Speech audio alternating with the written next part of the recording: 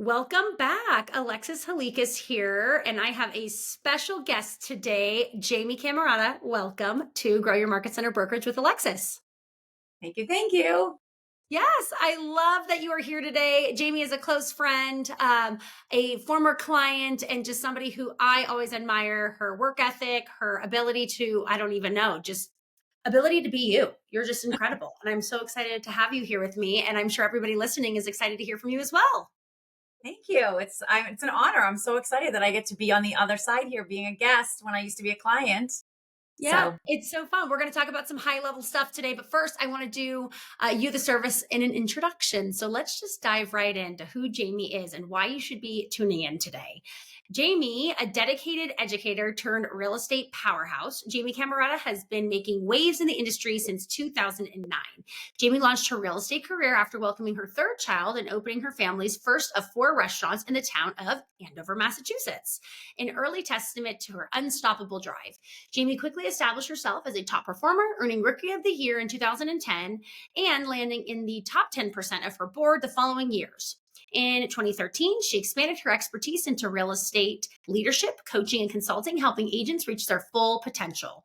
Having spent 14 years with Keller Williams, Jamie played a pivotal role in growing her first brokerage from 100 to over 210 agents. Her leadership and commitment to agent success were evident in her industry leading retention rate, maintaining an impressive 87%, with not a single top producing agent leaving under her leadership in 13 years.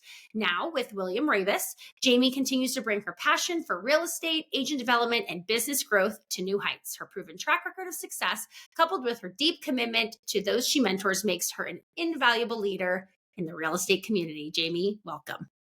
thank you. Don't you Very well written and said. Very well written and said. I love it. I love it. Well, it is giving you credit where credit is due, Jamie. I am super excited to have you, and I couldn't have said it any better myself. So tell me, for those that are listening, they are hearing, wow, you've built a brokerage, right? A real estate team from 100 to over 210 agents. You have probably learned a ton along the way. So, what is one thing that you do consistently that has gotten you to where you are? I definitely think networking and following up. Just like with real estate agents, the lead is lost when you don't follow up enough. So when you're networking with agents, I would say like outside of work, inside of work, just that follow up is the consistency that has allowed me to continue the authentic relationship to grow in a manner which has allowed me to attract talent to other companies. Yeah, no, I think that's fantastic. And when you say follow up, right? I know the fortunes in the follow up. You know the fortunes in the follow up. And I'm sure many of our listeners do as well. So tell me, what is your fortunate follow up, if you will, look like? Like, how do you follow up with somebody? Do you have a system for it? Do you automate any of it? What's your follow up look like? All right. So it can be very overwhelming, in my opinion. I think that as leaders, we are attracted to listening to ideas of other leaders and then Mhm. saying, oh, I should implement that. I should do that. And then we do it a little bit and then we move on to the next thing and the next thing. And we never really do it consistently or the way that your style is. So, Mm, number one, my advice is whatever your style is, stick to it. Be authentically you, unapologetically you, and who you are is what makes you. So if it's by text, if it's by video, if it's by email or phone call, if that's what works, please just do that. Just do it consistently. So in mm. terms of a system, yes, I like to do a little bit of text and video. That's what works for me. I'm somebody whose email can get boggled down very quickly. And then I feel bad that I'm losing some of the email. And that's a full disclosure conversation. So I like to do something like a balance. A Tuesday, Thursday is a good combination where one day is always a text. And then Thursday might be a video that says, hey, it's just me. Just reminder, I sent you a text message on Tuesday for us to follow up for coffee. Would love to get on your calendar. It's a bright, sunny day. And I just make it more personalized. So for me, I think it's just making sure you stay true to you, but you have a system that works, whether it's, text, email, phone. Yeah, I love that. I think that's so. I think what I took away from what you said that I coach to as well is just consistency over time, right? It's just following up in whatever capacity feels authentic to you. consistently, right? As long as they are getting the touch, it's pushing the needle forward, I always say. So, Yeah. love Agreed. that. Yeah. So, what's a piece of advice that you would tell our listeners that you have received in the role of leadership within our real estate industry that you can absolutely not live without? Well, there's a lot. There's a lot as you grow as a leader. I honestly, I think the first one is be a great listener. Mm, Be present and really listen in the moment, because most agents and people, they want to share. They want to share about themselves if you're truly listening, and they're proud of their accomplishments. And so they want to pride in that moment of speaking. And I think that we get overly excited during the process that we want to overshadow or overpower the conversation by jumping in or turning it on you and then saying, oh, well, you know what I've done? And it's not about us, right? It's about them. So I would say listening would be the first, and the JAQ acronym of just asking questions. Questions are the key. So learning how to create statements, turning statements into questions. There's a great book, Seven Powerful Questions by Dorothy, I think, Leeds. Um, mhm. and she gives great examples throughout the entire book of when you want to get this point across, how can you still get the point across by asking questions and engaging somebody into the conversation? So listening and questions. I could not have said it better myself. So eloquently and simply put, right? I mean, I think as leaders, pre-leadership, whether it's higher level training or however we invest in ourselves in business growth and development, a lot of us, right, myself included, are quick to talk or quick to prescribe or quick to even relate. I know there's a lot of leaders out there probably listening right now going like, wait, I just heard you say, wait, I've done that too, but that's just me relating to them. And that's actually okay, isn't it? Question mark. No, Right. it is. And but where are we going with that? Right? We want to have intentional conversations and consulting conversations, leadership conversations, to where we're asking powerful questions that get people to reframe, rethink, or self-realize. And the more you make it about yourself, the more it takes it away from their opportunity to do so. Right. So for those that are listening right now and asking yourself, so can I not relate to somebody? Well, be careful how much you do it, because you might be what we call put in the friend zone real quick. Right. Well, that's the thing. You start attracting energy with each other, and it gets excitable for the most part, because there are some times where you're having coffee and conversations and maybe the energy's not there, or somebody's having a bad day, or you're just not jiving. But for the most part, 80% of the time, you're getting excited in the conversation that you lose track of exactly why you're there for that conversation. You Mm, know, um, the Phil Jones right now with exactly what to say. He's he's a great podcast, great author, and he talks about when you wake up in the morning, you already know some of the conversations that you're going to have today. You know the meetings that you're going to have, and why are we not taking 10 minutes just to prep what that conversation might look like in order to achieve why you're doing it in the first place? mhm. And if we did that and did it at a high level, it probably cut out a lot of our time where we are trying to be relatable. And it's great, but they wouldn't have sat with us for the appointment if something wasn't relatable for them that made them safe to meet with you. I mean that's my opinion. So I don't think it's a relatable factor at that point. Now I think it's about allowing them to share what they want to share, what they're comfortable sharing based off of your Q&A, and that's why you have to ask the questions to engage, to have permission to have those conversations. Yeah. And I think that a lot of people might be thinking, because I know I did early on in my career, okay, well, great. Then where do you go? Yeah, And if you right. were to, and if someone were to sit here and ask you early on in their leadership, right, in growing their, real estate empire through a brokerage, through a mega team, through a team in general, whatever it might look like for those that are listening, if somebody is having a consultation with an agent and we're asking them powerful questions and we're getting them to self-realize, and you get them to a point where they're like sitting there like, wow, I really do have a lot of gaps in my business. I mean, where would you coach that person to go from there?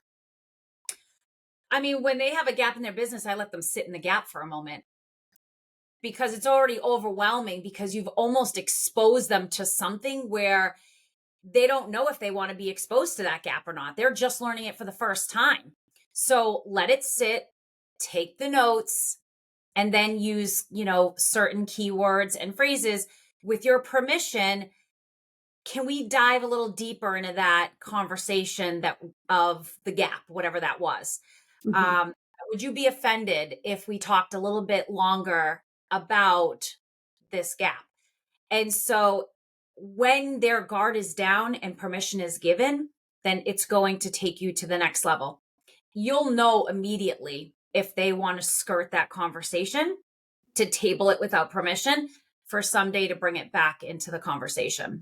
Yep, absolutely. I love that. Great advice. Great advice. So it's all been really easy for you, right? To go from 100 to 210 and retain that. What was it? And was it 87 or 81? 87% retention rate, which for those that are listening and are new to the podcast, that's a really great retention rate number, right? What's your secret to retention? I care a lot about people. I really, truly, genuinely care a lot. And I build a relationship with my agents, just like I do my friends. This is my work relationship, right? So my relationships outside of work, I work on as well. So I want to know their significant other's name. I want to know what they did for the weekend. I want to know things that are important to them outside of work, community related. It's not just transactional. And so when you start treating them like a human and a person, you know, they know that you care. And so I not only care, but I will go above and beyond to help an agent self discover something about their business when they are coming in hot, right? Don't match their energy. Help them get out of that mess and say, what's the situation? How can we help you move forward? Mhm. So it's hard. It's hard. You want to always give a prescription, always. You want to solve the problem for them right away. And sometimes they're not looking for you to solve the problem. So this is a huge realization. Sometimes they just want you to listen, right? They're not looking for you to answer the question. So sometimes I'll say to somebody, are we storytelling today and I'm listening, or are we looking for an answer and feedback? And so that will allow me to respect their time as to why we're having the conversation, right? Yeah. I think something you said that even I'm taking away from this conversation is such a great reminder for me and my team and my people um is not even not assuming that if somebody is there with a problem that they want my help in solving it, even if it's somebody on my team. So what I just heard you say is you're having the same higher level powerful question based conversations as you are with an agent you are attracting to your brokerage or your team that you are within your own team. Is that safe to Correct. say? Correct. Yes. So I was at one company for a really long time, built a lot of relationships. And so, change can be really good. Change is always good. It looks like depending on how you look at it, there's always good from change. So when I came to the company that I'm working at now, my number one thing is to get in a relationship with the agents that I currently have here so that they know who I am and I know who they are first. And Mhm. so you do that in your outside relationships as well. That's what makes you like human. That's the connectability factor. So I like to know a lot about our agents. I do a one-page sheet of what's your favorite color, what's your favorite flower, what's your favorite drink of choice, what's your favorite restaurant.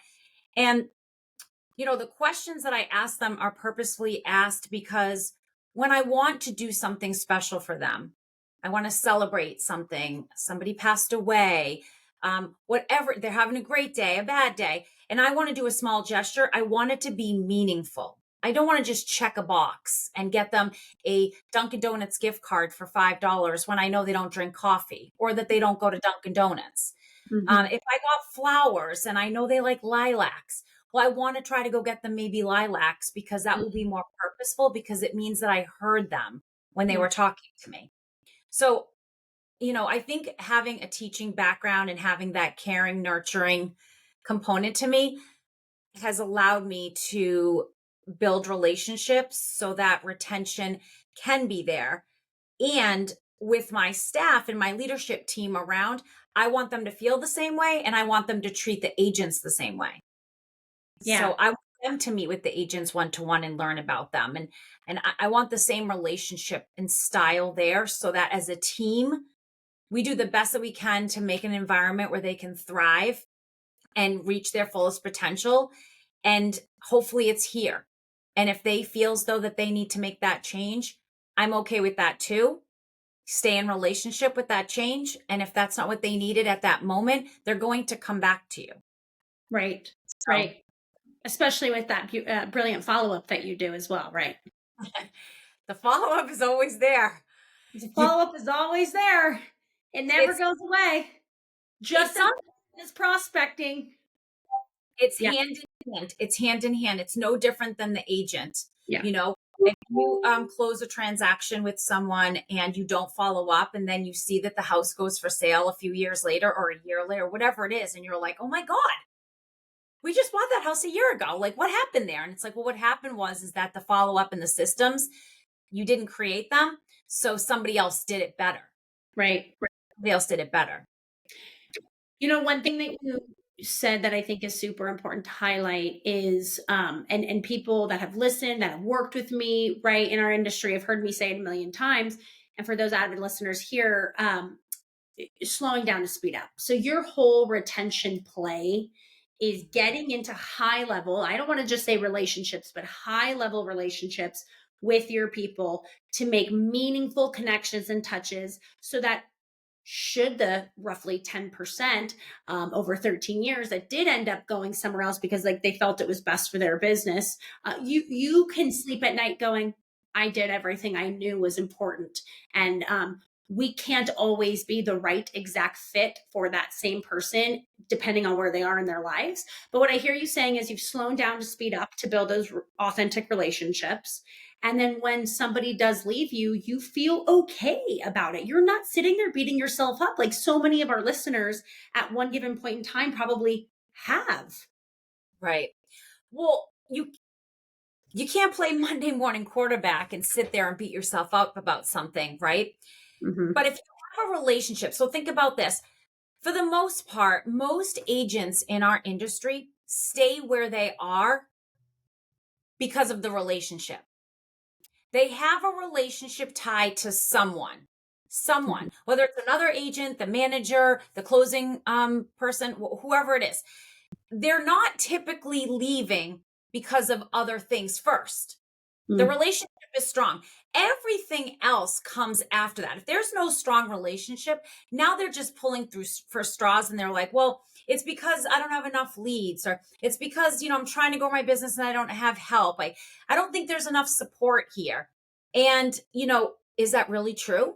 And the only way you're going to know if it's true is if you had that relationship. You'll know if the support was lacking or if they didn't plug in. Which one was it? Yep. So I think that for me, twice a year, January and June, I do the one-to-ones again. I do the one-to-ones and say, okay, so we're halfway through the year. And, how is this going? How is this going? Now, this and this we talked about in January. It could be something personal. It could be a goal. It could be a trip that was planned, whatever it was. But I still try to keep it more personal related and only end it on the business portion at the end. So I do a really quick recap saying, so it looks like our goals that we talked about in January with this. It looks like this is where we are halfway through the year. How do you feel about it? Again, it's questions. How do you feel about it? Would you like to adjust anything? How can I help you? It's when you do that, if they want the help, then they will answer the question. If they're like, no, everything's great, everything's good, nope, the goal's still there. Okay, then I know that they're hurting and I'm going to check in with them in about a month and a half because right now was the right time, but we're definitely not hitting that goal. Yeah, I love that. I love that. But you're listening you're listening with intention, which is why we opened up this conversation. I think a lot of us, and probably some that are listening right now, feel guilty about going, I just let that agent on my team off the hook because all I heard was, yeah, I'm good, I'm great. Yeah, I don't need this, I'm good. You're awesome. This is great. Everything is great. And how many of us have been, side blinded when that same exact agent that's good, that's great, that's amazing, all of a sudden leaves you for the brokerage or the other team down the street Yep. 2 weeks later because we weren't intentionally listening like we opened up this conversation with today, right? All we thought we heard was we're good, we're great, we're all copacetic, we're all good here. Yeah. And all of a sudden they're the ones leaving you. So making sure that you're really intentionally listening, I think, is key as well. You have worked for a long time in this industry. I know you're an educator, as you had mentioned prior. Um, what is a piece of advice that you would love to leave us with today for other brokerage owners, team leaders, owners, mega agents, rainmakers, whatever you want to call them out there, that leads people in our industry, is looking to grow both in revenue, profitability, and obviously people to their team, they want to be a good leader. What's the biggest piece of advice that you'd like to leave them with here today? Be dialed in. Be dialed into yourself, but and your team, and take responsibility. A lot of times we like to, I call them dodger of responsibilities, but you know, there's the dodger responsibilities that they don't want to take accountability for their actions or the lack of actions. And I think as being a leader, it's good. It's great for the agent when it's great for the agent. And when it's not great for the agent, it's not great for us. Mm. When Mm. is it really great for us?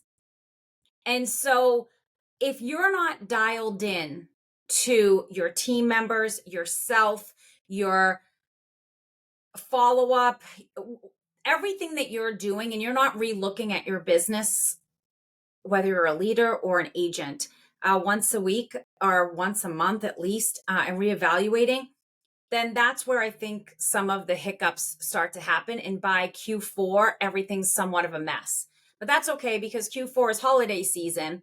And so we celebrate, we drink, we this, we that. And then in Q1, we're nervous about our business. Where's it's going to come from? Am I going to stay in the industry? Should I even have a team? We just slide down. And so I think just be accountable, and again, just be true to what your value proposition is, whether you're a leader or a team lead. And, always revisit it, look at it, stand behind it. And when you want to adjust it or change it, then say that we're adjusting and changing it. Like, I feel like the word change, by the way, has become a bad word in our vocabulary. So I try to say pivot, I try to say readjust. But when we say change, people just think like change is bad. You want me to change? You don't like how I am? Like it's a bad connotation. So if we don't, as leaders, pivot and adjust, then we're never going to grow. Right. And change is the only thing that we're guaranteed, which is so funny. As human beings, like, we can't avoid change, whether it's an age, our looks, um everything is changing at I like all. our looks evolve, Alexis. We're Oh, evolving. So oh, sorry, so much better put. Those still with us, our looks yes. are evolving as we age, right? And we are pivoting and evolving. Touche, touche. Well, on that note, I just want to thank you because seriously, thank you, Jamie, for all of your wise insights. I mean, it's not every day you get to talk to somebody who's been in the industry for over 15 years. You are a wealth of knowledge, an incredible leader, and you've done a lot in your career, and you have so much farther to go and so many exciting things ahead. And for those that are still listening with us, I want to thank you guys for showing up for yourselves today. I'm sure you have a page of notes. I get lucky enough to know Jamie, talk to Jamie, and ask her to reiterate everything on this call. And if people do want to find you, Jamie, if they're curious to talk with you, ask you more questions, learn more about you, where can our listeners find you? Social media is probably the easiest.